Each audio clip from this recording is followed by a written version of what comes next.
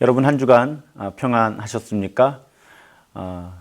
2000년 교회 역사의 흐름을 살펴보는 베이직 교회사 오늘 8번째 만남입니다. 오늘은 존 웨슬리와 또 감리교회 운동의 초기 역사를 우리가 함께 살펴보려고 합니다. 그런데 존 웨슬리와 또 감리교회 운동의 초기 역사를 우리가 이해하기 위해서는 성공회라고 하는 교회 전통에 대한 간략한 이해를 갖는 것이 먼저 필요할 것 같습니다. 그래서 여러분 박경수 교수의 우리 교재 13장의 내용 가운데 아주 기초적인 내용만 먼저 다루고 그리고 웨슬리 이야기로 나아가려고 합니다. 여러분 기독교 그러면 제가 기독교와 개신교는 다른 의미로 사용되기도 한다. 사실은 본래 다른 의미다라고 말씀을 가끔 드리는데요. 본래 기독교 하면 여러분 기억하시죠? 그리스어를 주로 쓰는 전통과 라틴어를 주로 쓰는 전통이 서로 분열하면서 갈라지면서 라틴어를 쓰는 전통이 로마 가톨릭으로 또 헬라어, 그리스어를 주로 쓰는 전통이 동방 정교회를 형성하게 되었다 말씀드렸습니다. 여기에서 이제 16세기 독일 마틴 루터로부터 비롯된 종교 개혁이 일어나서 개신교회가 태어나죠. 프로테스탄트 처치라고 부르는 개신교회가 나타납니다. 성공회는 이 로마 가톨릭과 개신교회 사이에서 중도적인 형태로 나타나는 교회 전통이에요. 그래서 이 영국 교회가 선택했던 이 길을 중도의 길이라고 부릅니다. 사실은 여러분 종교개혁에 대한 강의 가운데 제가 시간 관계상 또 제가 그렇게 역사에 대해서 깊은 이해를 갖고 있지 못해서 많은 분량을 또 깊이 있게 다루지는 못했지만요. 여러분 종교개혁에 있어서 종교적인 요인뿐 아니라 정치 사회적인 요인이 많이 작용했다 하는 것 여러분 기억하실 것입니다. 사실은 이 영국 성공회, 영국 교회가 중도의 길을 걷게 된 그 발단과 과정에는 정치 사회적인 요소가 매우 크게 작용을 해요. 헨리 8세 때, 헨리 8세가 1509년에서 1547년까지 왕위에 오르는데 사실은 발단은 이 헨리 8세가 이혼을 하고 또 결혼을 하는 과정에서 사건이 촉발이 됩니다. 당시의 왕이 결혼을 하고 이혼을 하는 과정은 로마 교황의 승인을 받아야 했어요. 그런데 로마 교황이 자신의 어떤 신학적인 입장이었을까요? 아니면 여러 국가를 통치해야 하는 그런 정치적인 입장이었을까요? 이것을 승인해 주질 않는 거예요. 그래서 이 헨리 8세가 로마 교황, 로마 교회와의 단절을 선언합니다. 그러니까 가톨릭 교회와의 단절을 선언하는 거예요. 그래서 여러 개혁들을 이루어 가는데 대표적인 것이 1534년에 수장령이라고 번역되는 그런 법입니다. 그런 법령을 만드는 거예요. 그럼 그 법령의 핵심이 무엇인가 하면 영국 국왕이 영국 교회의 유일한 머리다. 그러니까 영국의 왕이 영국 교회의 유일한 머리다라고 하는 건 이제 누구의 영향을 받지 않겠다는 것이죠. 네, 로마 교황, 가톨릭 교황의 영향을 영국 교회가 받지 않을 것이다라는 그런 선언을 하고 법제화시킨 겁니다. 그래서 교황이 국왕보다 우월하다라고 하는 교황 존신이라고 하는 가르침을 죄로 규정을 해요. 그래서 로마 가톨릭과 단절하면서 독자적인 노선, 아까 중도의 길이라고 표현했던 영국 교회를 형성해 가기 시작하는데 크게 볼 때 신앙 고백에 있어서는 개신교적이고요. 또 실천에 있어서는 가톨릭적인 요소를 여전히 많이 가지고 있던 이런 형태의 영국 교회가 형성이 되기 시작합니다. 근데 그 개혁이 쉽지 않은 거예요. 나중에 메리라고 하는 여왕이 왕위에 올랐을 때는 이 여왕은 다시 로마 교회와의 결합을 시도합니다. 그러면서 이 프로테스탄트 개신교주의자들을 처형을 해요. 그래서 그 메리 여왕의 별명이 블러디 메리, 피에 젖은 메리다 하는 별명을 갖게 되기도 합니다. 그래서 이 영국 교회 안에 친로마파 또 개혁파, 개혁파라고 하는 건 이제 프로테스탄트, 개신교 개혁주의자들이죠. 그리고 이제 중도파. 그렇게 분파들이 형성이 되어 있었고요. 그러다가 1558년에 왕위에 오른 엘리자베스 여왕이 엘리자베스의 타결책, 엘리자베산 세틀먼트라고 하는 그런 법령을 제정을 합니다. 그 법령 역시 중도의 길을 걷겠다는 거예요. 그런데 중도의 길을 걸으려고 하면 양쪽에서 반발을 하잖아요. 당연히 로마 교회는 다시 영국 교회에 대한 교황의 지배권을 되찾기 위해서 압박을 하고요. 또 이 영국 교회 안에 중도의 길이 무슨 소리냐, 엄격한 칼빈주의, 그러니까 프로테스탄트, 개신교회적인 개혁을 더 급진적으로 추진해야 한다는 목소리도 있었던 겁니다. 그래서 매우 큰 혼란과 갈등이 지속이 돼요. 거기서 여러분들이 기억하면 혹은 이미 한 번쯤 접해 보셨던 사람들이 청교도라고 부르는 사람들이에요. 이 청교도라고 하는 사람들이 바로 이 중도의 길이 무슨 말이냐, 급진적인 프로테스탄트 개혁, 칼빈주의, 칼빈이 제네바에서 시도했던 그런 유형의 급진적인 개혁이 교회의 본질을 추구하는 길이다라고 주장했던 사람들이 퓨리탄 청교도들입니다. 그래서 이 정권에 따라서 이 청교도들이 또 박해를 받기도 하고요. 그래서 여러분 지금 보시고 있는 그림은 무엇을 묘사한 거냐면 이분들이 1620년에 메이플라워라고 하는 배를 타고 미국으로 이주를 하죠. 신앙의 자유를 찾아서. 그 장면을 지금 묘사하고 있는 겁니다. 그러니까 저 뒤에 보이는 그림자, 배 그림자죠. 저 배가 메이플라워호고요. 지금 이제 신대륙에 신앙의 자유를 찾아 도착한 사람들. 그래서 목사처럼, 사제처럼 보이는 사람이 성경책을 들고 감사 기도를 하는 장면이라고 할까요? 이런 역사의 한 장면이 형성이 된 것입니다.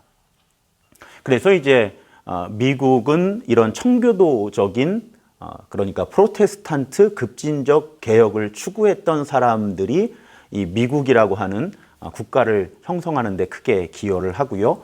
영국은 이제 계속 독자적으로 Book of Common Prayer라고 해서 이제 공동 기도서, 그리고 킹 제임스 버전이라고 한 번쯤 들어보셨을지 모르겠어요. 성경 번역, 이제 이러면서 점점 성공회라고 하는 독자적인 교회 전통이 형성이 됩니다. 존 웨슬리는 1703년에 태어나는데요. 아버지 사무엘 웨슬리가 성공회 사제였어요. 그리고 어머니 수잔나 웨슬리가 청교도 가문 출신입니다. 그러니까 아버지로부터는 성공회의 유산을 물려받고 어머니로부터는 청교도들이 가지고 있었던 매우 급진적이면서도 엄격한 신앙 교육을 받으면서 이제 성장을 하게 되는 것이죠. 이제 청년이 되었을 때 옥스퍼드 대학의 크라이스트 처치라고 하는 단과대학, 인문대학이라고 해요. 거기서 공부를 하게 되고요. 그리고 나서 공부를 마쳤을 때 여러분 보시는 이 캠퍼스가 링컨 대학, 그러니까 옥스퍼드라고 하는 대학 안에 있는 링컨 대학이라고 하는 단과대학이죠.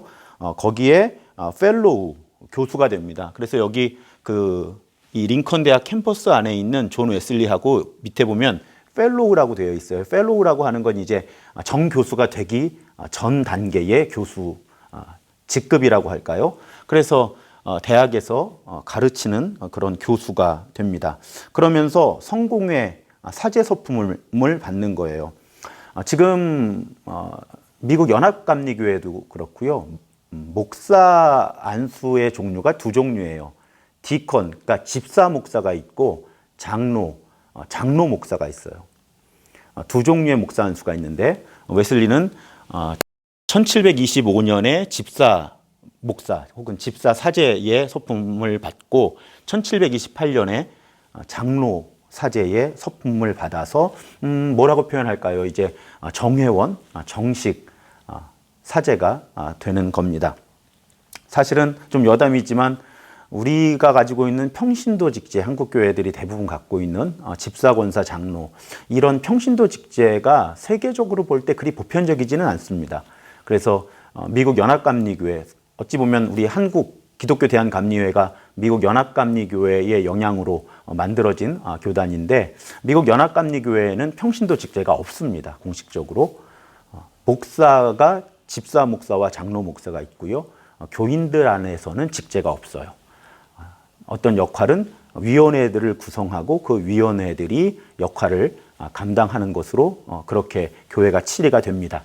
다만 UMC, 미국 연합감리교회 교단에 속한 한국 교회들은 평신도 직제가 있어요. 집사, 권사, 장로. 이건 문화적인 한국 사람들, 한국 교회의 문화적인 현상으로 미국 연합감리교회가 인정을 해준 거죠. 그래서 그냥 쉽게 표현할 때 미국 사람들의 감리교회에는 평신도 직제가 없고요. 한국 사람들의 감리교회에 평신도 직제가 있습니다. 그러면 이 존 웨슬리로부터 감리교회 운동이 어떻게 시작되는가, 그 과정을 좀 살펴볼 텐데, 이 과정은 웨슬리 자신이 1781년에 감리교도라고 불린 사람들, 그러니까 감리교회 약사해서 숏 히스토리, 짤막한 감리교도들, 감리교회 운동의 역사를 기록을 했는데, 그 역사를 기반으로 해서 이 웨슬리를 연구하는 학자들이 3단계로 이 감리교회 운동의 형성과 웨슬리의 생애를 분류를 합니다. 그래서 그 1단계가 1725년에서 1735년까지 옥스포드 대학 안에서 주로 이루어지는 그런 운동이에요. 이때 핵심어가 홀리클럽, 신성클럽이라고 보통 번역되는 거룩한 클럽이란 뜻이죠. 거룩한 모임. 이 1단계의 핵심 단어는 홀리클럽, 신성클럽입니다. 사람들의 모임이에요. 그래서 여기 보시면 그 대학에서 웨슬리가 썼던 방이고요. 이 그림은 그 방에 이제 동료들이 모여서 모임을 갖는, 그러니까 홀리클럽을 묘사한 그런 그림입니다. 옥스퍼드 캠퍼스 안에서 한마디로 경건한 삶을 추구하는 그런 젊은이들의 모임이 홀리클럽이었어요. 이분들이 물론 시간이 흐르면서 여러 변화들이 있었겠지만, 그냥 일반적으로 얘기할 때 일주일에 무려 3일이나 4일을 저녁에 모여서 그리스어로 된 성경 원전을 읽기도 하고, 또 라틴어로 쓰여져 있는 어떤 고전들을 읽기도 하고, 이런 여러 종류의 경건서적들도 읽으면서, 그러니까 북클럽이죠. 독서하는 모임의 성격이 매우 강했습니다.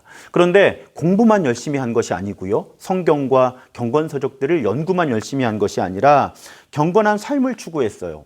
그래서 시간이 흐르면서 매주 수요일과 금요일에 금식을 합니다.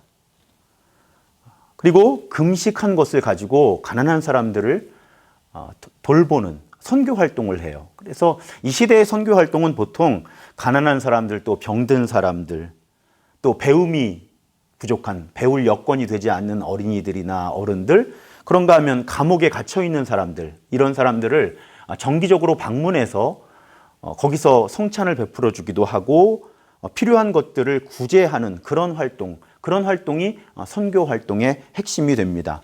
그런 활동들에 매우 성실했던 거예요. 그래서 이 홀리클럽에 속한 사람들, 나중에 14명, 15명까지의 어떤 구성원을 갖게 되었다고 하는데, 여러 별명들이 붙습니다. 그 별명들이 처음에 성경벌레들이에요. 너무 성경을 깊이 파니까, 또 성경대로 살려고 하니까 성경벌레들, 공로주의자들. 사실 슈퍼릴로게이션이라고 하는 단어가 번역하기 쉽지 않은데, 제가 생각할 때는 공로주의자라는 번역이 제일 적절하지 않은가 싶습니다. 그러니까 너무 삶을 성실하게 경건하게 살아가니까 쟤네들은 저런 어떤 경건한 삶을 통해 공로를 통해 구원받는다고 믿는 사람들 아니야 하고 놀리는 혹은 비판하는 그런 별명으로 공로주의자들이라는 별명이 붙었고요. 그리고 영어로 메소드 하면은 이제 규칙, 방식 이제 이런 의미인데 너무 규칙을 철저하게 지키니까 룰 오브 라이프, 삶의 규칙을 너무 철저하게 지키니까 공부해야 되는 시간에 모여서 공부하고 또 선교 활동해야 하는 시간에 선교 활동하고 금식해야 하는 날 시간에 금식하고 그래서 규칙을 너무너무 잘 지키는 사람들이다 놀리느라고 메소디스트 규칙쟁이라는 별명으로 이 홀리클럽의 젊은이들을 놀리기 시작한 겁니다. 나중에 이 규칙을 잘 지키는 사람들, 규칙쟁이라고 하는 메소디스트가 감리교회를 이루는 사람들에 대한 정식 명칭이 되는 거예요. 그러니까 한국에 들어와서 번역이 되는 과정에서는 감독이 치리한다. 한국 분들은 이 정치 구조, 조직에 관심이 많았는가 봐요. 그래서 감독이 치리하는 어떤 구조를 강조하는 감리교회라는 한자로 번역이 되어서 우리가 지금 감리교회 이렇게 부르는데 본래 이 웨슬리를 통해서 시작된 이 운동의 정체성은 경건한 삶의 훈련과 실천을 철저하게 하는 사람들이라는 의미를 가진 메소디스트라는 지금도 감리교회의 공식 명칭은 영어로는 메소디스트예요. 그 감리교회라는 명칭의 유래가 그렇게 놀리는 말에서 규칙을 철저하게 지키고 훈련을 철저히 받는 사람들이었다 하는 것 여러분 기억하시면 좋을 것 같습니다. 이것이 1단계 옥스포드에서 존 웨슬리가 경험했던 또 감리교 형성에 영향을 미쳤던 그런 사건들이에요. 홀리클럽 기억하시면 좋겠습니다. 2단계는요. 1735년에서 1738년까지 주로 1937년 어간인데 웨슬리가 그 북아메리카의 조지아주의 사바나라고 하는 도시를 거점으로 해서 선교사로 사역을 합니다. 그래서 이 시기를 웨슬리의 사역 또 감리교 형성에 있어서 2단계로 그렇게 구분을 하는 거예요. 여러분 보시는 사진이 존 웨슬리의 미국 아메리카에 있는 교구다라는 기념비예요. 그러니까 존 웨슬리가 언제 이 북아메리카의 조지아주 사바나에 와서 어떤 선교 사역을 했다라는 것을 기념하기 위해서 세운 기념비입니다. 그러니까 존 웨슬리의 미국 교구다 이렇게 기념하고 있다는 것 기억하시면 좋을 것 같아요. 그래서 이 사바나에 존 웨슬리를 기념하는 교회고요. 이 건물 안에 스테인드 글라스가 이렇게 만들어져 있어요. 이 스테인드 글라스에 보면 여러분 보이세요 혹시? 가운데 중앙에 보면 두 사람의 얼굴이 있습니다. 이 두 사람이 누구인가 하면 존 웨슬리하고 찰스 웨슬리 형제예요. 이 형제가 같이 선교 사역을 감당했거든요. 그런데 찰스 웨슬리는 무엇으로 유명한가 하면 찬양의 작사가로 매우 영향력이 있었고 지금도 그 자취가 남아있는 그런 분이에요. 그래서 제가 또 우리가 지금 사용하는 찬송가를 살펴봤더니요. 제가 찬송가 뒤에 있는 부분을 캡처한 겁니다. 그러니까 찰스 웨슬리 1707년 그러니까 웨슬리보다 4살 동생인 것 같아요. 태어났던 분이고 지금 우리가 한국교회가 사용하는 찬송가 가운데 셋, 넷, 다섯, 여섯, 일곱, 여덟, 아홉, 열, 열하나, 열두, 13곡이 찰스 웨슬리가 작사한 찬송 시들입니다. 그래서 그 가운데 여러분 잘 아실 만한 곡 3개를 한번 추려봤는데요. 만입이 내게 있으면 그 입 다 가지고 찬송 23장 찰스 웨슬리가 1739년에 지은 찬양입니다. 전부여 의지없소서. 자, 멜로디는 올드랭 사인이라고 하는 어떤 전통적인 그런 곡조인데 찰스 웨슬리가 1741년에 작사한 찬송이고요. 오랫동안 기다리던 우리가 보통 강림절, 대강절, 성탄을 기다리는 그 절기에 부르는 찬송인데 1744년에 찰스 웨슬리가 쓴 찬송시입니다. 이렇게 찰스 웨슬리는 찬양을 통해서, 찬송을 통해서 형과 동역하면서 감리교회 형성에 기여를 했죠. 물론 감리교회 형성 이전에 성공회 사람들로서 선교사역과 목회에도 헌신했습니다. 그런데 이 2단계에서 기억해야 될 어떤 사람 혹은 사건은 사실은 미국 선교보다도 이 모라비안이라고 부르는 프로테스탄트가 개신교 분파거든요. 이 모라비안이라고 하는 운동을 하는 사람들, 이 사람들이 웨슬리에게 매우 깊은 영향을 미칩니다. 사실은 충격을 주게 돼요. 그 일화들이 몇 가지가 기록이 되어 있는데 하나가 여러분 이 보시는 그림은 배 밑바닥이에요. 배 밑바닥인데 보시면 지금 막 물이 이렇게 스며들고 있어요. 그러니까 풍랑을 만난 거죠. 자세히 보시면 저 옆으로도 물이 막 이렇게 쳐들어옵니다. 그러니까 항해 중에, 그러니까 미국과 영국을 오가는 배인데 항해 중에 지금 풍랑을 만나서 배가 침몰하는 지경에 놓인 거죠. 이때 웨슬리가 매우 심각한 공포, 두려움을 느끼고 압박을 받습니다. 죽음에 대한 공포와 두려움이었어요. 그런데 전해오는 이야기에 따르면 어디선가 찬송 소리가 들리고 가보니 배 밑바닥에서 이 모라비안 교도들이 너무나 평안한 가운데 지금 언제 이 배가 침몰해서 죽을지 모르는데 이 모라비안들은 너무나 평안한 가운데 하나님을 향한 찬양을 노래하고 있더라는 거예요. 찬송을 하고 있더라는 거죠. 저 사람들의 저 평안함은 어디서 나오는 것일까? 구원의 확신에서 나오는 거였죠. 우리가 언제 어디서 어떻게 죽든지 우리는 구원을 얻은 사람들이다 라고 하는 그 구원의 확신이 이 모라비안들에게는 강하게 있었기 때문에 이들이 배가 침몰하는 와중에도 모여서 평안함 가운데 하나님을 찬송했다는 것입니다. 이것이 웨슬리에게 매우 심각한 도전을 줍니다. 왜냐하면 웨슬리는 구원의 확신이 없었거든요. 지금 대학의 교수였고 또 성공회의 장로사제였고 그리고 심지어는 북아메리카에서 선교와 목회를 하던 사람인데 여러분 아까 그 기념비를 제가 보여드리면서 한 가지 말씀을 드리지 못한 게 그 기념비의 내용에 보면 웨슬리가 미국의 인디언이라고 우리가 흔히 부르는 미국의 토착 주민들 본래 이 유럽 사람들이 건너가기 이전에 그 땅에 살고 있던 그 네이티브 인디언이라고 부르거든요. 이제 이 사람들과 유럽에서 이주한 사람들을 모두 아우르는 모두 끌어안는 그런 목회, 그런 선교 사역을 했다. 그렇게 아까 그 웨슬리의 미국 교구를 기념하는 기념비에 기록이 되어 있습니다. 그럼에도 이 웨슬리는 자신이 구원을 받았다고 하는 그 확신을 가질 수가 없었던 거예요.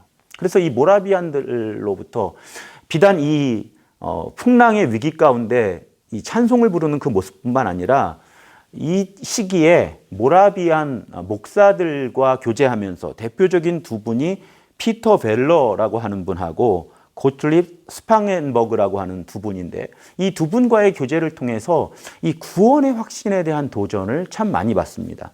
그래서 전해오는 이야기 가운데 두 가지 사건이 있는데 그 모라비안 목사 한 분이 물어본 거예요. 웨슬리에게 당신은 예수 그리스도가 누구라고 생각합니까?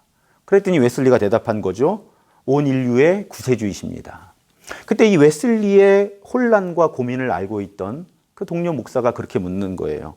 그럼 예수가 당신도 구원하셨습니까? 지금 웨슬리가 온 인류의 구세주라고 고백하니까 당신도 예수가 구원하셨습니까? 할 때 이 존 웨슬리는 제발 그렇게 되셨기를 바랍니다. 어떤 의미죠? 확신이 없다는 뜻이죠. 나의 구세주라고 고백을 할 수가 없었다는 거예요. 예수가 온 인류의 구세주임을 고백할 수 있지만 그 예수가 나를 구원하셨는가라는 질문에 대해서는 제발 그러셨기를 바랍니다 라고 어떤 기대, 소망을 표현할 수밖에 없는 웨슬리의 구원의 확신에 대한 상황이 그랬다는 것입니다. 웨슬리가 이 문제를 너무 아주 심각하게 여겨요. 그래서 또 어떤 대화가 기록이 되어 있는가 하면 믿음이 없어서 내가 설교할 수 없습니다. 라고 모라비안 목사들에게 고백을 합니다. 내가 믿음이 없어서 설교할 수가 없습니다. 그때 이 모라비안 동료 목사님은 믿음이 생길 때까지 설교하십시오.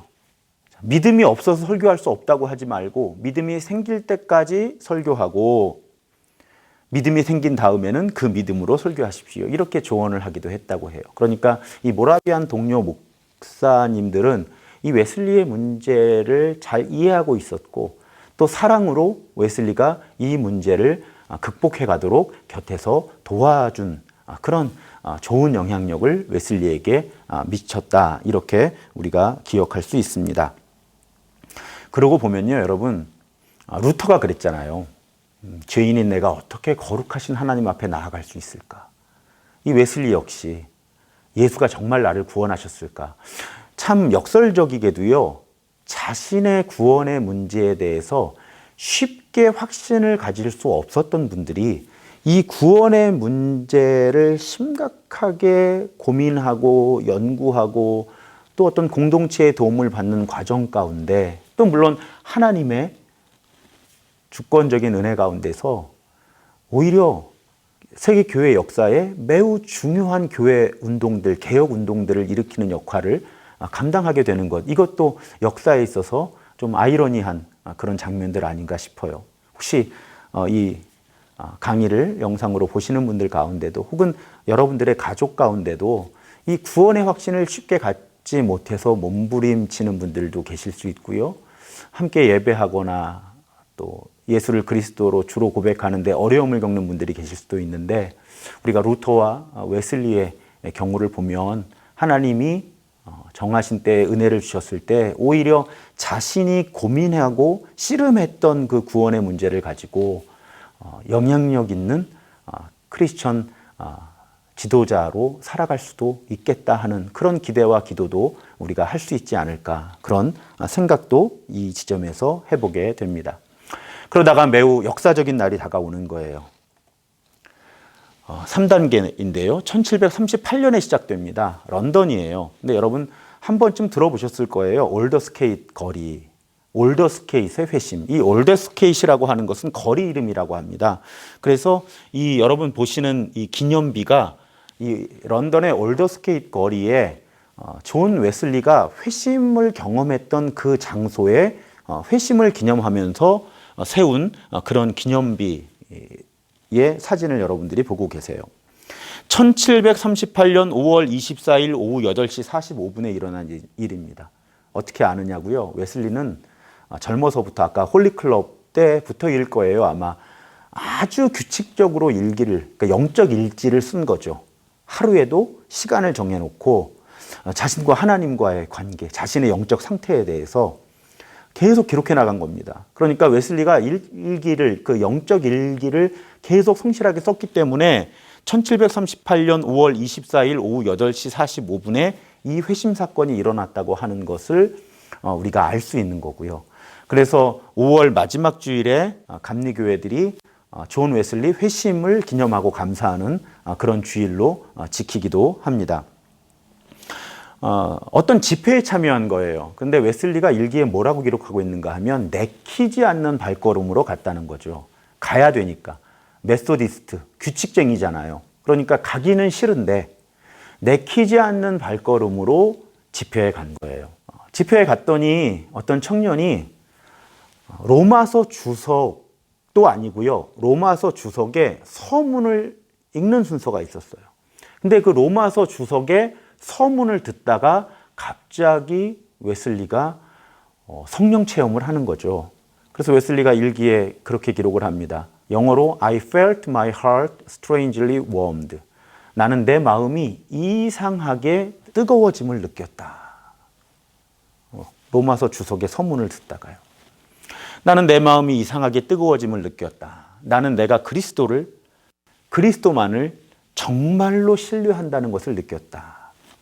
그가 나의 죄를 정말 심지어 나의 죄마저도 제거하셨고, 이 표현이 왜 중요한지 아시겠죠? 아까 모라비안 동료 목사와의 대화에서 웨슬리는 예수가 온 인류의 구세주임을 객관적으로 고백할 수는 있었지만 자신의 구세주라는 주관적인 고백을 할 수 없었는데, 이 올더스케이드에서의 경험 속에서 그가 나의 죄를 정말 심지어 나의 죄마저도 제거하셨고 죄와 사망의 법에서 나를 건지셨다는 확신이 나에게 주어졌다. 영적 체험은 수동태라고 말씀드렸잖아요. 제가 주어지는 거죠. 이것이 웨슬리의 올더스케이트 회심이라고 부르는 사건입니다. 그러니까 웨슬리의 회심은 크리스찬이 아니었던 사람이 회심하고 크리스찬이 되는 그런 회심이 아니고요.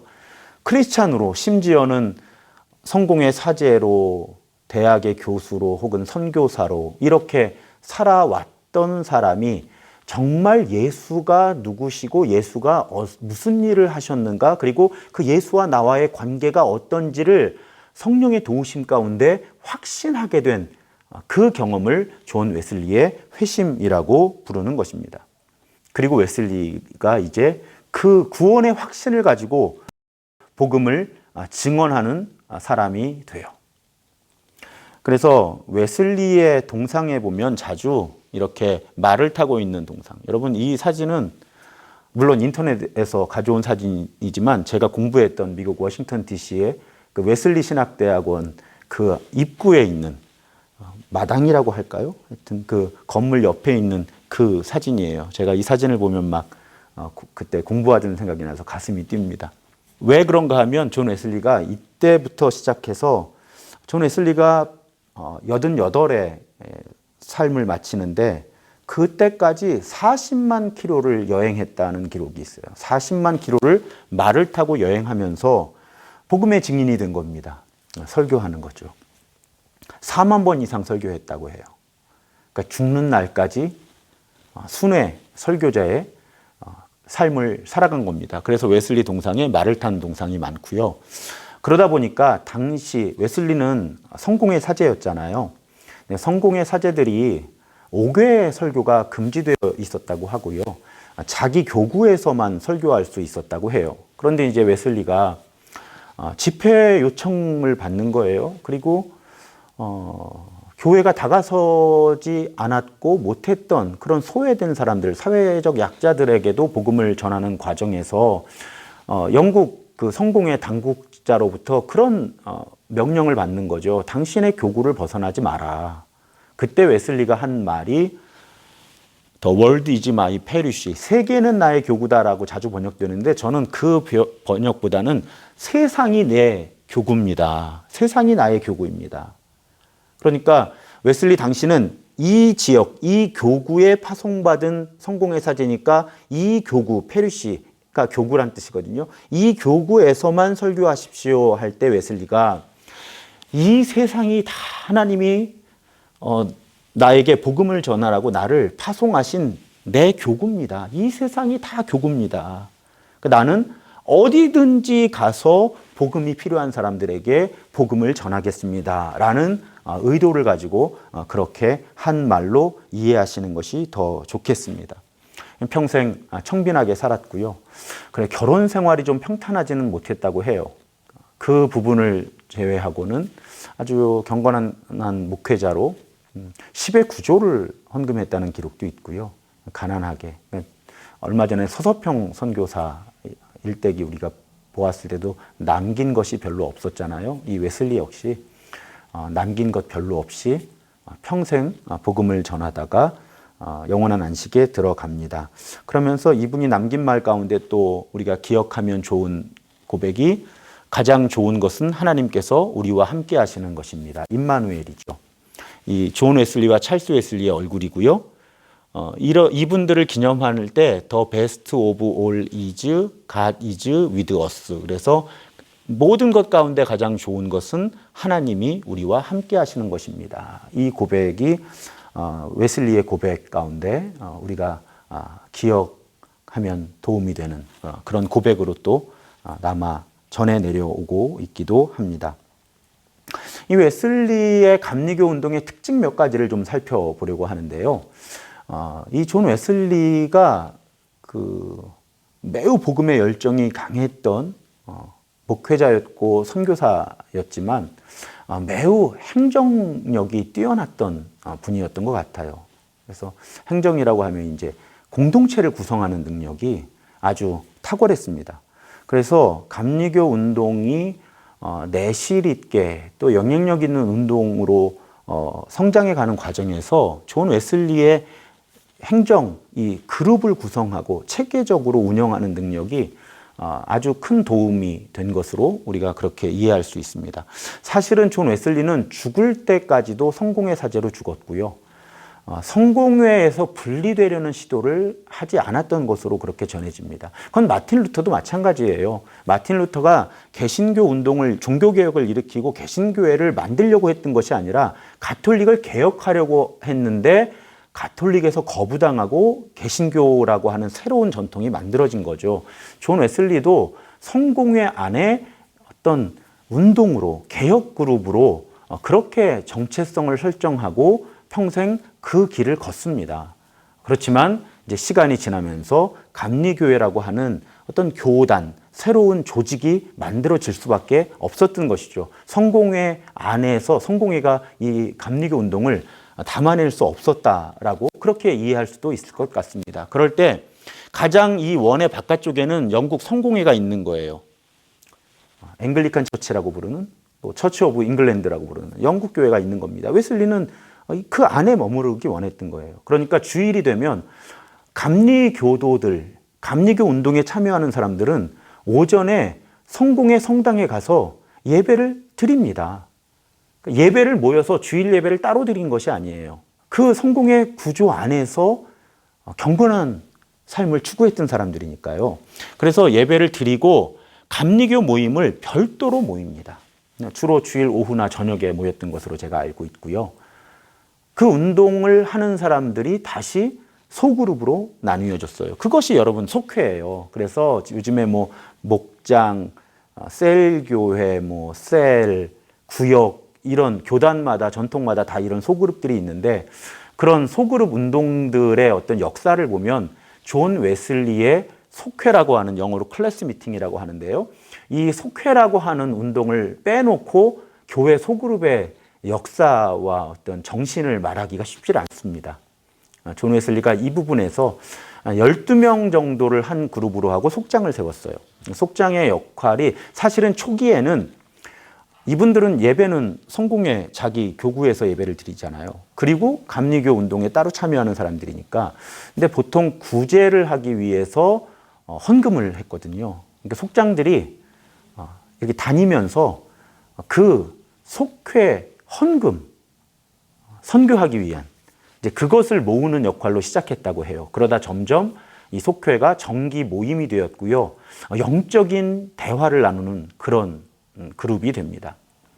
그 속회 내부에 또 밴드라고 하는 조직을 만들었다고 해요. 여기는 뭐 성별이 같은 남자는 남자끼리 여자는 여자끼리 4-5명 정도 공통 분모를 갖고 있는 사람들이 있었고요.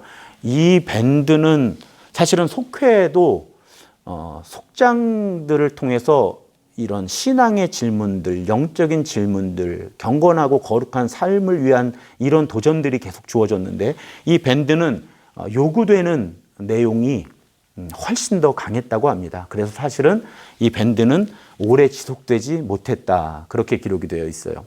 너무 이 밴드에 참여하기 위해서는 그래서 이 밴드는 경건하게 살지를 못하면 퇴출이 돼요. 그리고 다시 자격심사를 해서 들어가고요. 사실은 감리교회 운동은 영국 성공회 교인이라고 하는 기본적인 정체성을 가지고 있었기 때문에 자격심사를 좀 엄격히 하는 그런 그러니까 감리교 운동에 참여할 감리교도, 감리교인이 될 자격이 있는가 이런 문제가 사실은 감리교 전통에서는 좀 엄격한 그런 역사가 있습니다. 그래서 지금도 미국 연합감리교회는 매해 연말이 되면 편지가 가요, 교인들에게. 내년에도 우리 교회 멤버가 되시겠습니까? 이런. 아마 이 초기 감리교회 전통의 어떤 흔적이 아닌가 저는 그런 생각도 드는데, 그러니까 감리교인이 될 자격을 갖추지 못하면 감리교 소사이어티라고 부르는 이 감리교회 모임 안에 들어올 수 없었고요. 이런 모임들도 다 엄격한 삶의 규칙들을 지키는 것을 전제로 하는 그런 공동체가 만들어졌던 것입니다. 그래서 여러분 기억하시면 좋은 또 하나의 단어가 상호 책임이라고 주로 번역이 되는 accountability라고 하는 개념인데, 이 감리교회 소그룹들은요, 그냥 모여서 뭐 예배하고 흩어지는 이런 그룹이 아니라 아주 깊이 있는 영적 대화를 나누도록, 그래서 속장이 지난 한 주간의 삶을 살펴볼 때 당신이 어떤 죄를 지었습니까? 당신의 삶은 어땠습니까? 이것을 묻는 그 질문지가 있어요. 그러면 속회 구성원들이 한 명 한 명 돌아가면서 이 난처할 수 있고 이 불편할 수 있는 질문들에 대답을 해야만 했던 거죠. 이렇게 자신의 내면과 삶의 상태를 정직하게 서로 고하고 서로 위에서 기도하고 서로 책임져주는, 누군가 흔들리고 약해지면 붙잡아 일으켜주고 하는 서로 책임을 지는 상호 책임의 정신이 감리교회 소그룹의 초기 단계부터 매우 중요한 요소였던 것입니다. 제가 우리 교회 속회가 말씀과 삶이 부딪히는 공동체가 되었으면 좋겠다. 이제 코로나 상황 속에서 작년에 재작년이죠, 벌써 재작년 말에 속회를 재편하고 속장들을 세우면서 이런저런 훈련들을 하다가 이제 코로나 때문에 한 1년 정도 쉬고 이제 조금씩 다시 시도해 보려고 하는데, 뭐 이때를 그대로 복사할 수는 없고요. 그래서도 안 됩니다. 하지만 이 시대에 교회 소그룹이 무엇인가? 왜 우리는 교회에서 예배만 드리는 것이 아니라 소그룹으로 모여야 하는가를 생각할 때 이 웨슬리의 감리교회 운동이 가지고 있는 소그룹 정신, 이것을 오늘날의 우리 교회 상황에 맞게 해석해내는 과정은 사실은 매우 의미 있고 필수적인 과정이라고 저는 믿습니다. 웨슬리가 죽기 전에 그런 말을 했다 그래요. 그래서 웨슬리는 사실은 감리 교단을 만들고 이 교단을 확장시키는 일에는 그리 관심이 없었던 것 같습니다. 웨슬리는 정말 예수를 그리스도로 주님으로 고백하고 하나님 뜻대로 살아가는 사람들의 공동체를 만들고 싶었던 것 같아요. 그래서 웨슬리가 남긴 말 가운데, 나는 감리교회가 유럽이나 아메리카에서 사라지는 것을 두려워하지 않는다. 내가 두려워하는 것은 감리교회가 생명을 잃어버리고 능력이 없는 종교의 형태가 되어 죽은 종파로 남는 것이다. 우리 감리교 목회자들이 저 웨슬리의 고백을 자주 이렇게 생각해 봐요. 우리는 지금 어떤 공동체인가, 어떤 교회인가. 웨슬리가 저런 마음을 가지고 감리교 운동을 진행을 합니다. 그러면서 역시 웨슬리가 강조했던 우리 메소디스트잖아요. 우리가 생명력을 잃어버리고 능력이 없는 종교의 형태가 되어 죽은 종파로 남지 않기 위해서는 감리교회 운동이 처음 가지고 있던 교리와 정신과 훈련을 게을리해서는 안 된다. 그러니까 우리 감리교회 운동이 왜 시작되었는가? 어떤 고백을 가지고 시작되었는가? 어떤 훈련을 통해서 그런 것들이 이루어질 수 있는가? 이런 부분에 대한 강조가 약해지면 결국은 생명력 없는 공동체가 될 것이다. 웨슬리가 그렇게 그런 고백을 하고 세상을 떠났다. 그렇게 우리는 기억하고 있습니다. 감리교 신학의 특징, 제가 이 강조하는 신학적인 요소들을 복잡하게 다루지는 않으려고 하고 있고요. 그냥 핵심되는 단어들 몇 개 이렇게 여러분께 소개해 드리면 될 것 같습니다. 그럴 때 지난 시간에 여러분 마지막에 다룬 내용을 그냥 대략 그 흐름만 기억하시면 감리교의 신학이 대략 어떤 특징을 가지고 있는지 이해하시는 데 도움이 돼요. 그러니까 우리 개혁교회 혹은 장로교회 운동의 토대가 된 어떤 칼빈주의라고 할 때 튤립이라고 말씀드렸잖아요. 그러니까 이 칼빈주의는 전적인 타락, 무조건적, 절대적으로 예정이 되어 있고, 그러다 보니까 아예 구원받지 못하기로 예정된 사람들이 있고요. 그런데 구원받기로 하나님이 구원하기로 정하신 사람들에 대해서는 저항할 수 없는 은총이 주어지고 끝까지 구원하신다. 이런 신앙 고백의 토대를, 신학의 또한 토대를 가지고 있었다면 알미니우스주의라고 부르는 이 흐름에서는 타락했지만 구원받을 가능성이 그 안에 남아있고, 선제적인 은총 때문에요. 그리고 하나님은 구원하지 않기로 결정한 사람이 있는 것이 아니라 누구나 믿으면 구원하기로 하셨다. 그래서 속죄가 제한이 없다. 미리 하나님이 구원하지 않기로 결정한 사람은 없다.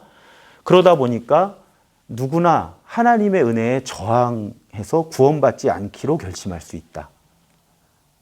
선택할 수 있다. 그리고 성도들은 타락의 가능성을 가지고 있다. 이것이 알미니우스주의고 웨슬리의 신학은 이 알미니우스주의의 특징을 이어받는다. 이렇게 이해하시면 대략 어떤 느낌인지 정도 여러분 기억하실 수 있을 거예요.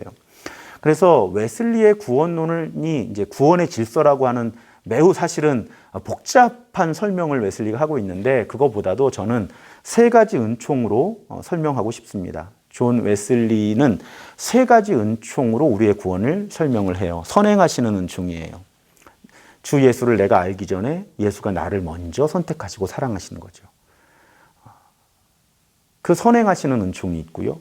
그 은총에 우리가 반응해서 예수를 그리스도로 주님으로 고백할 때 우리를 의롭다 하시는 은총이 있어요. 우리가 아직은 아무것도 변화하지 않은 상태지만 예수를 주님으로 그리스도로 고백할 때 우리를 그 믿음 때문에 의롭다 하시는 은총이죠. 그것이 justifying grace, 의롭다 하시는 은총이에요. 그런데 여기서 멈추는 것이 아니라 하나님의 은총은 우리를 거룩하게 하신다, 성화시키신다 그러죠. 거룩하게 변화시키신다는 거예요. 그러니까 칭의는 변화는 아직 일어나지 않은 단계. 믿음만 고백하는 단계라면 그런 사람을 거룩하게 하나님의 형상으로 회복시키시고 빚어가시는 은총이 sanctifying grace, 거룩하게 하시는, 성화시키시는 은총입니다. 이 세 은총이 우리를 구원하시는 거예요. 그러니까 예수를 모를 때 선행하시는 은총이 우리에게 있고요. 예수를 그리스도로 주님으로 고백할 때 우리를 의롭다 하시는 은총의 은혜를 입게 되고요. 그리고 이후에 예수를 닮아가게 하시는, 우리를 거룩한 존재로 변화시키시는 그런 성화시키시는 은총의 은혜를 우리가 누리게 되는 겁니다. 우리의 구원이 이렇게 이루어지는 거예요. 그럴 때 칼빈도 이 성화를 강조했지만요. 웨슬리는 훨씬 더 제가 웨슬리안이잖아요. 감리교 목사기 때문에 웨슬리에 대해서 긍정적으로 평가할 수밖에 없는 선입견과 편견이 있다는 거 여러분 이해해 주시고요. 그래서 오히려 칼빈보다도 웨슬리의 이 성화에 대한 강조가 종교개혁의 완성이라고 볼 수 있지는 않은가. 감리교 목사로서 가볍게 그렇게 생각을 해봅니다. 그럴 때 감리교 신학, 웨슬리가 직접 사용한 용어는 아닐 수 있지만 감리교 신학을 이렇게 학자들이 정리하는 과정에서 제가 몇 번 설교 때 나눈 표현이 있죠. 은총의 낙관주의라고 하는 것. 그러니까 우리가 아무리 부패하고 타락하고 죄로 망가져도 이 하나님의 선행하시고 의롭다 하시고 거룩하게 하시는 은총이 우리의 모든 타락을 극복하고 우리를 구원하실 수 있고 구원하신다. 이런 고백을 담아내는 그런 개념이 은총의 낙관주의라고 하는 것입니다. 그러니까 나를 보고 우리를 보면 비관할 수밖에 없는데 이 하나님의 은총을 볼 때 우리는 낙관할 수 있다는 거죠. 소망을 가질 수 있다는 것입니다. 하나님이 그 은총 가운데 우리를 구원하실 수 있고 구원하시기 때문이죠. 그럴 때 아까 알미니안주의와 칼빈주의를 나눌 때 이 자유의지 문제가 중요한 키워드가 되잖아요. 사람이 결정할 수 있고 선택할 수 있느냐 없느냐. 그럴 때 이 웨슬리의 신학은 알미니안주의를 이어받으면서 복음적인 신인 협동설이라는 용어를 사용합니다. 하나님과 인간, 신인이 구원의 과정에서 서로 협력해야만 한다는 거예요. 왜 그런데 그 앞에 복음적이라는 단어를 붙이는가 하면 은혜의 주도성을 강조하기 위해서예요. 하나님께 주권이 있고 하나님의 은혜가 먼저 작동한다는 거죠. 그런데 인간은 반응해야만 한다는 거예요. 그래서 이것을 리스판서블 그레이스라는 용어로 설명하는데 리스판스 한다는 게 반응한다는 거잖아요. 그러니까 책임지고 반응할 수 있는 은혜라는 거예요. 하나님이 우리에게 주시는 은혜는 불가항력적인 은혜이기도 하겠죠. 하지만 알미니안주의와 또 웨슬리 신학에서 강조하는 은혜의 특성은 우리가 책임감 있게 책임을 지고 반응해야만 하는 은혜라는 것입니다. 그래서 이 신인협동 말 앞에 복음적인 하나님의 은혜가 선행하고 주도할 때 우리는 책임감 있게 반응한다. 그 은혜에. 그래서 인간의 어떤 책임과 역할을 하나님의 주권을 그대로 인정하면서도 인간의 책임을 약화시키지 않는 그런 신학과 신앙 구조를 감리교회는 추구하고 있습니다. 자유의지 때문에 자꾸 오해를 받지만 은총을 강조하는 신학과 신앙이라는 것 다시 한번 말씀드리고 싶고요. 그러면서 이 웨슬리의 신학과 이 신앙에 있어서 또 사역에 있어서 목회에 있어서 선교에 있어서 매우 중요한 부분이 실제로 거룩한 삶을 살아가는 것에 있어요. 그래서 성화 또 경건, 홀리니스라고 하는 이 실제로 거룩한 생각과 삶을 살아가는 부분에 대한 강조를 웨슬리는 매우 중요하게 강조를 합니다. 그래서 이런 말을 했다고 그래요. 회개가 종교의 현관이라면, 기독교라고 하는 종교의 회개가 현관이에요. 그러니까 회개에서 시작되는 거죠. 믿음이 종교의 문이고 성결이 종교 자체다. 웨슬리가 그렇게 설교했다고 합니다. 그러니까 선행하시는 은총에 반응해서 회개하는 거예요. 그리고 믿음을 갖게 되는 거예요. 그런데 이 기독교라고 하는 이 종교의 자체는 뭐냐? 결국은 실제로 성결해지는, 거룩해지는, 성화되는 그것이 종교의 본질이다. 기독교의 본질이다. 웨슬리는 또 웨슬리안들, 웨슬리주의자들은 그렇게 고백하는 사람들입니다. 그럴 때 이 성결함, 거룩함, 성화되는 것에 그러면 가장 구체적이고 실제적인 표현이 무엇이냐? 그것이 사랑이라는 거예요. 자, 성화를 강조하다 보니까 웨슬리는 어떤 단어까지 사용하냐면 완전해져야 된다는. 그래서 웨슬리의 설교집, 아주 오래된 설교집의 어떤 도서관 사본인데요. 여기 보면 기독교인의 완전에 대한 간단한 서술이라는 제목의 책이에요.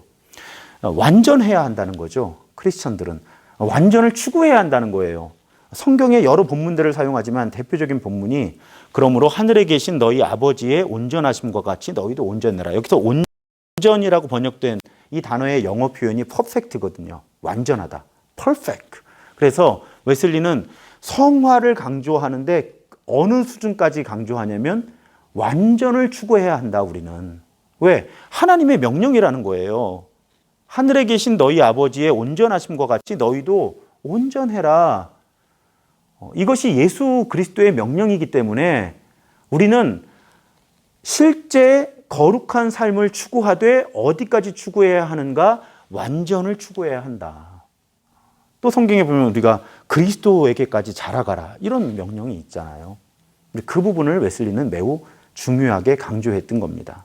그런데 이 완전의 실제적인 표현이 무엇이냐? 사랑의 완전.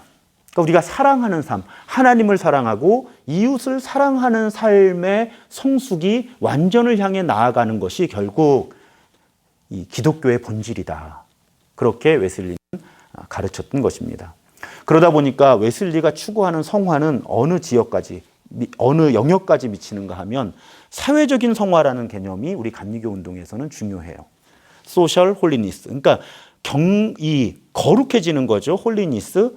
거룩해지는데 개인의 거룩함뿐 아니라 사회, 이 세상이 거룩해져야 한다. 그것이 성경적인 가르침이다. 요즘의 용어로 하면 하나님의 나라, 하나님의 통치죠. 그것을 웨슬리는 믿었고 가르쳤고 실천했습니다. 웨슬리가 지금 광장에서 설교하는 그런 그림인데요. 그래서 웨슬리가 참 많은 이런 사회 활동을 해요. 감리교회 운동의 뿌리가 그렇습니다. 그런데 그 사회 활동은 일일이 제가 나열하지는 않겠지만요. 두 가지 요소를 매우 잘 가지고 있었다. 하나는 구제하는 것. 배고픈 사람한테 빵을 주는 것. 그런데 감리교 운동은 여기에 머물지 않고요. 사회를 변혁하는 운동에 참여합니다. 제도를 개선하는 운동이에요. 왜 이 사람이 가난해질 수밖에 없을까? 그러니까 빵이 없는 사람에게 빵을 주는 것에 머물지 않았고요. 18세기 존 웨슬리의 감리교회 운동은 이 운동에 참여하는 사람들은 그 교회들은 왜 이 사람은 빵이 없을 수밖에 없을까? 왜 가난해질까? 하고 제도를 개혁하는 운동. 그러니까 노조를 만들고요. 또 노예제도에 대해서 개혁운동에 앞장서고요.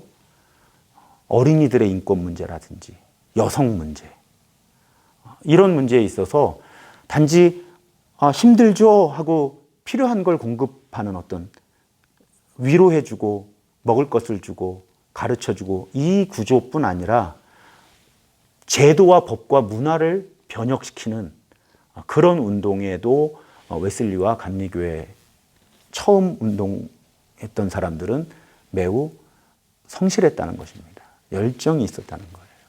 그래서 지금도 우리 감리교회 전통은 사회 어떤 봉사, 구제의 요소뿐 아니라 사회를 변혁시키는 것에 대한 가치를 매우 중시하는 초기 감리교회 운동이 그랬으니까요. 물론 사실은 지금 우리나라 감리교회 운동 가운데 이 부분이 얼마나 하나님 보시기에 또 처음에 웨슬리가 추구했던 감리교 운동의 어떤 정신을 담아내고 있는가 하는 것은 논외로 하고요.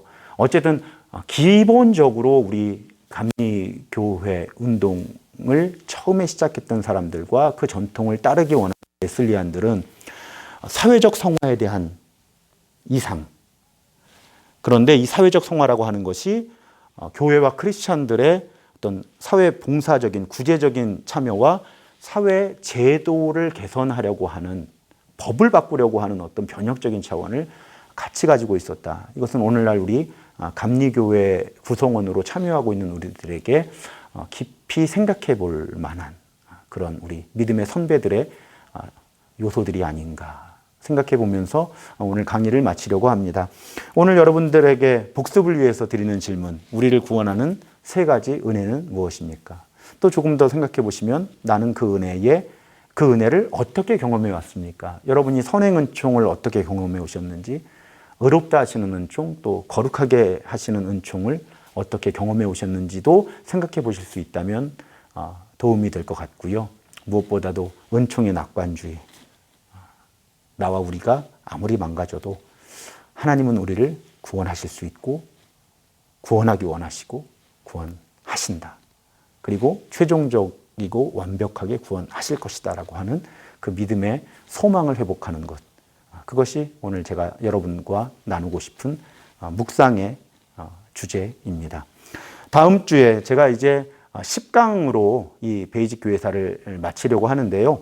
다음 주에는 여러분 교재 가운데 15장과 16장을 강의할 텐데 강의는 주로 16장을 강의하겠습니다. 그러니까 시간이 없으신 분들은 16장을 읽어오시고요. 15장은 대략 간단하게 살펴볼 텐데 그 부분까지 읽으시면 더 도움이 되실 것 같습니다. 그럼 우리 다음 주에는 합리주의, 신비주의, 경건주의, 정통주의와 종교전쟁에 대한 반동, 이 주제를 가지고 9번째 만남을 갖도록 하겠습니다.